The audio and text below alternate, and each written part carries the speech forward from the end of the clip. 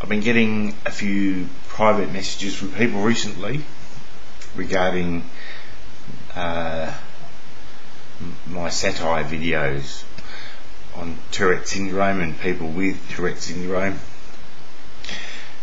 saying that although they see that it is not authentic,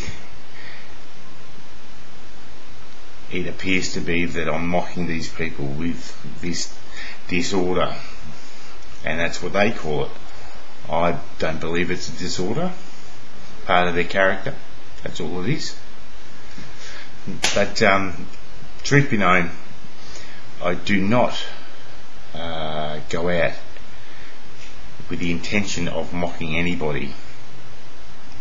I have a bit of fun at other people's expenses, yeah, sure enough, and if that happened to me, well, which it has, so be it. But I certainly do not intend to be mocking these people. Excuse me. Some of the most creative people are people with disorders that fall within the autism spectrum. Excuse me. The movie Rain Man is a classic example of that. You know, what better person to know? 80% of the population are one way, and there's a very, very small group, even less than 20%, so they challenge you in the way you think. And I believe that a lot of these people that have this condition, Tourette's syndrome, are a rarity and an absolute mind-blowing, interesting subject. But mocking them is not what I'm about, not at all. I have a child with Asperger's syndrome. I myself have been diagnosed within the autism spectrum with ADHD. Since I was a kid, I've always had, some people would call it a soft spot for people who are challenged mentally and physically. I call it a passion for them. They arouse my interest, so much so.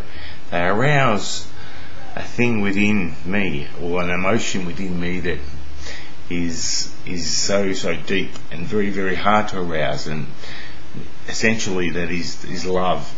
My mother worked with, at the time they were called mongoloid children, Down syndrome kids, and occasionally when I have a day of school, which I would quite often do, I would go to work with my mum, and we would look after these Down syndrome children, and they are the most beautiful people, in my opinion, that exist.